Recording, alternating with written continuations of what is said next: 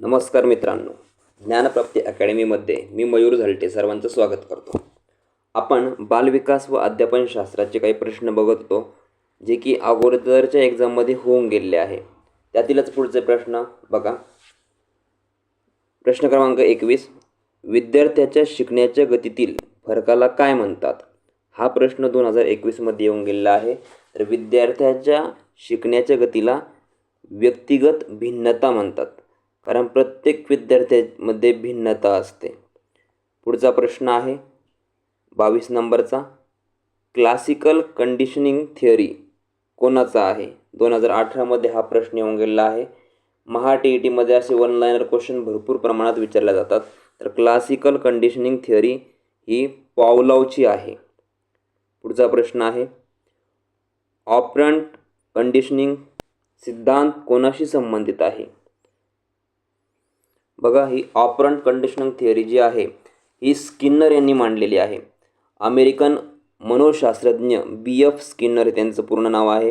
हे कसं काम करतं आपण जर बघितलं, हे स्किनरने जी थिअरी मांडलेली आहे हे कसं काम करतं, या सिद्धांतानुसार माणूस किंवा प्राणी एखादी कृती करतो आणि त्यानंतर त्याला जो अनुभव मिळतो त्यावरून तो ती कृती भविष्यात करायची की नाही हे ठरवतो. यात मुख्य दोन गोष्टी असतात, एक प्रबलन असते आणि शिक्षा असते. जर हे स्किनरच्या बद्दल, पियाजेबद्दल, गार्डनरबद्दल किंवा फ्रॉइडबद्दल जर सेपरेट तुम्हाला माहिती पाहिजे असेल तर मला कमेंट करून सांगा. आपण सेपरेट प्रत्येकाच्या बद्दल एक व्हिडिओ घेऊन येऊ. चला पुढचा प्रश्न बघा. विद्यार्थ्यांच्या चुका शिक्षकासाठी काय दर्शवतात? 2021मध्ये हा प्रश्न येऊन गेलेला आहे. विद्यार्थ्याच्या चुका शिक्षकासाठी काय दर्शवतात? अपयश, शिक्षा करण्याची संधी, शिकण्याची प्रक्रिया, दुर्लक्ष. तर शिकण्याची प्रक्रिया दर्शवतात. महत्त्वपूर्ण प्रश्न आहे. पुढचा प्रश्न, बालकाच्या विकासाचा क्रम कसा असतो? 2016मध्ये हा प्रश्न येऊन गेलेला आहे. बालकाच्या विकासाचा क्रम कसा असतो? अनिश्चित, विस्कळीत, निश्चित, असमान. तर निश्चित असतो. 2016ला हा प्रश्न येऊन गेलेला आहे. पुढचा प्रश्न, प्लेवे मेथडचे समर्थक कोण होते? प्लेवे मेथडचे समर्थक कोण होते?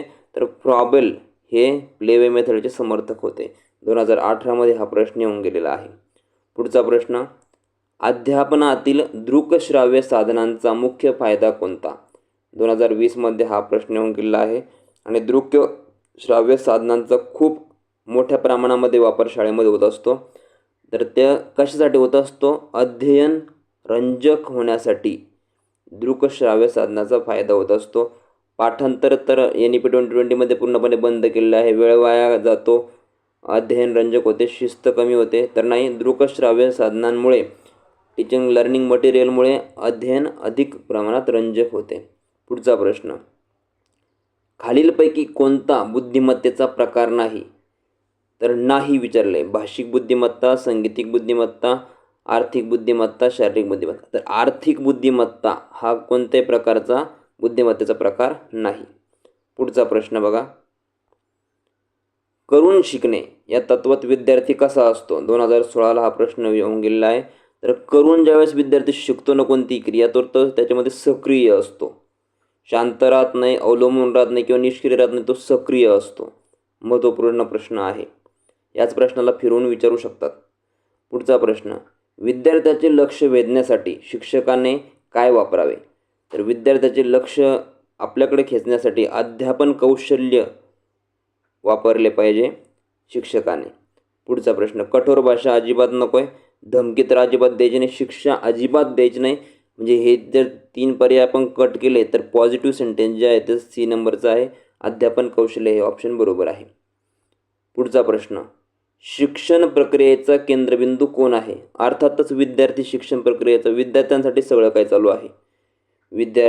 शाळा, शिक्षक, इमारत, पुस्तकं हे सगळं काही कोणासाठी? विद्यार्थ्यांसाठी. तर शिक्षण प्रक्रियेचा केंद्रबिंदू कोण आहे? विद्यार्थी. 2020मध्ये हा प्रश्न येऊन गेलेला आहे. पुढचा प्रश्न, रेनफोर्समेंट ही संकल्पना कोणाशी संबंधित आहे? बघा, रेनफोर्समेंट ही संकल्पना कोणाशी संबंधित आहे? तर स्किनरशी संबंधित आहे. सेम याच्यासारखाच एक प्रश्न अगोदर सुद्धा येऊन गेलेला आहे.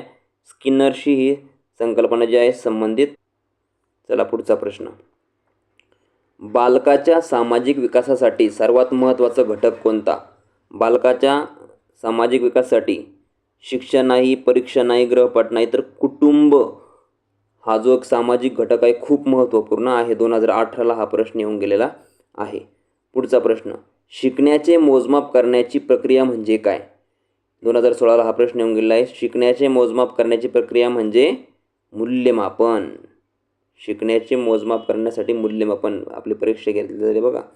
तर मूल्यमापन शिकण्याचे मोजमाप करण्याची प्रक्रिया आहे. पुढे 35 नंबरचा प्रश्न आहे, विद्यार्थ्यांना विचार करण्यास प्रवृत्त करणारी पद्धत कोणती? 2020मध्ये हा प्रश्न येऊन गेलेला आहे. विद्यार्थ्यांना विचार करण्यास प्रवृत्त करण्यास व्याख्यान नाही, वाचन नाही, कथन नाही, तर चर्चा पद्धत. ज्यावेळेस आपण विद्यार्थ्यांसोबत चर्चा करतो आणि चर्चामध्ये ज्यावेळेस विद्यार्थी सामील होतो तेव्हा तो विचार करण्यास प्रवृत्त होतो. पुढचा प्रश्न, इंटेलिजन्स कोशंट ही संज्ञा प्रथम कोणी वापरली? तर ही संज्ञा स्टर्न यांनी वापरली. पुढचा प्रश्न, कोणत्या अवस्थेत बालकात काल्पनिक विचार वाढतो? 2018मध्ये हा प्रश्न येऊन गेलेला आहे. बघा 4 अवस्था आहे. तर ज्यावेळेस तो कल्पना केव्हा करायला लागतो, तो पूर्व क्रियात्मक अवस्था ज्यावेळेस येते. ह्या ज्या 4 अवस्था ह्या व्यवस्थित अभ्यासा. आपण पण याच्यावर एखादा व्हिडिओ बनवू. कारण प्रत्येक 4 अवस्था कोणत्या वयोगटापासून कोणत्या वयोगटापर्यंत आहे आणि त्या वयोगटामध्ये काय काय बदल विद्यार्थ्यांमध्ये बालकामध्ये होत असतात हे शिकणं खूप गरजेचं आहे. संवेदन गती अवस्था, पूर्व क्रियात्मक अवस्था, मूर्त क्रियात्मक अवस्था आणि औपचारिक क्रियात्मक अवस्था हे आपण डिटेलमध्ये एक व्हिडिओ बनवू. बनवायचा की नाही ते तुम्ही कमेंट करून सांगा मला. तुम्ही जर सांगितलं तर बनवू आपण. पुढचा प्रश्न बघा, लर्निंग कर्व म्हणजे काय? बघा, विद्यार्थ्यांची उंची, अध्ययन प्रगतीचे आलेखीय प्रदर्शन, शाळेचा नकाशा, परीक्षा वेळापत्रक. तर स्टडी प्रगती म्हणजे अध्ययन प्रगतीचे आलेखीय प्रदर्शन, लर्निंग कर्व. एखादा विद्यार्थी फक्त शिकतोय, त्याची शिकण्याची गती वाढत चाललेली आहे, म्हणजे तो कर्व घेतोय की नाही ते बघायचं आपल्याला. पुढे बघा, समायोजन न होणाऱ्या विद्यार्थ्यांशी शिक्षकाने कसे वागावे? सहानुभूतीपूर्वक वागावे. सहानुभूतीने वागले पाहिजे. समायोजन न होणाऱ्या, जर तो समायोजन करून घेत नसेल, कठोरपणे अजिबात वागायचं नाही, दुर्लक्ष तर अजिबात करायचं नाही आहे, शिक्षा तर अजिबात द्यायचं नाही. मग पॉझिटिव्ह वर्ड कोणता दिसतोय? सहानुभूतीने.